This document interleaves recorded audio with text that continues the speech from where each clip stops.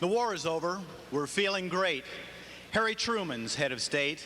Joe DiMaggio's at the plate at circa 1948. Sorrows of the Harbor Pearl are cheered by Benny, Burns, and Burl. As we buy our first TVs, may we watch Sid Caesar, please? Ah, those were the days of carefree things. We'd never heard of Arrowhead Springs, CCC, ISOT, Explo. What are they? Well, in part, they had their start one very special wedding day.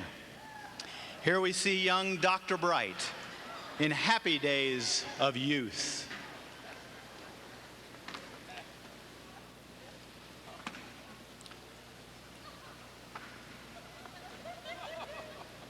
Ah, it seems as if he's knelt to pray. No, to tie his shoes.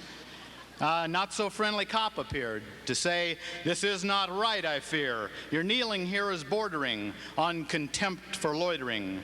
You've broken several laws against that. I know of 4 right off the bat that you have broken standing here."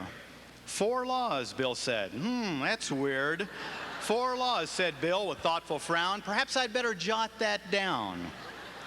But as he was about to write, a wondrous beauty walked in sight. It was the future Mrs. Bright. Oh me, oh my, look at that. She makes my heart go pitter-pat. Well, circumstances as they were, his feelings had to be deferred.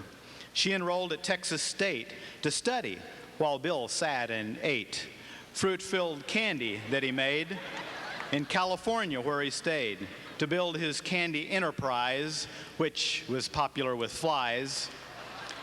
But Bill never did forget that he pined for sweet Vonette. 2½ years went by, and Bill got tired of swatting flies. It's time I wrote Vonette to say, for her most every day I pray. To me a certain warmth she's brought. In short, I think she's pretty hot. Vonette received Bill's lovely note and read with interest what he wrote. She was so enthralled at once, she did not write him back for months.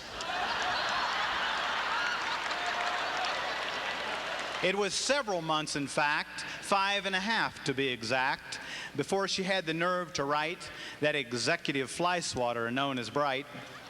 Though Bill was working hard, in truth, he was hampered by his youth. Although in charge of all the work, his clients thought he was a clerk, thought of him as just a laddie, and asked if they could see his daddy. Well, to give himself a little dash, he quickly sprouted a mustache.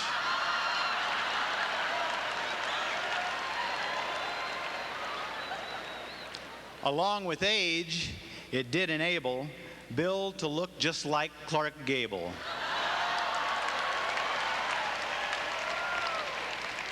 He sent a photo to Vonette, who drooled upon it, you can bet. His fruit-filled candy always went, along with letters that Bill sent. And pretty soon, most every day, notes and candy came her way, and came and came, came and came. Vonette said, "Bill's dandy, but I'm getting sick of candy." Then more letters were exchanged and further rendezvous arranged.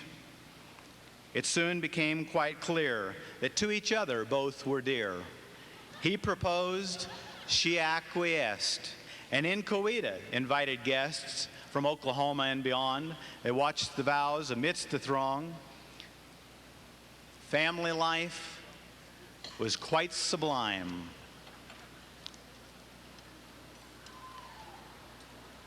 Except one day at breakfast time. Although Vonette is quite the chef, their son Brad was not impressed. She prepared French toast with holes and stuffed poached eggs inside of those. Despite whatever she put on it, Brad despised egg in a bonnet. Father said with grace and ease, "Won't you eat your breakfast, please?"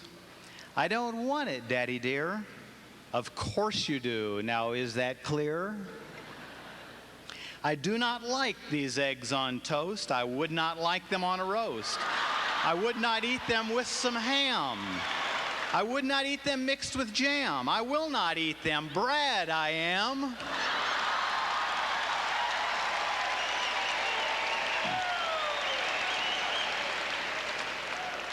Father purred, is that a fact?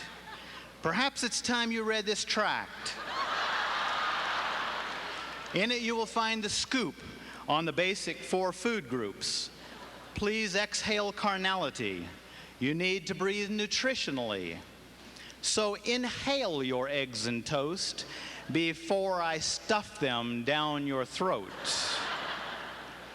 Yes, through thick and thin, through laughs, through tears. It's been a blessed 40 years. December 30, the deed was done. Bill and Vonette became as one. But when he proposed and she said yes, each of us were also blessed.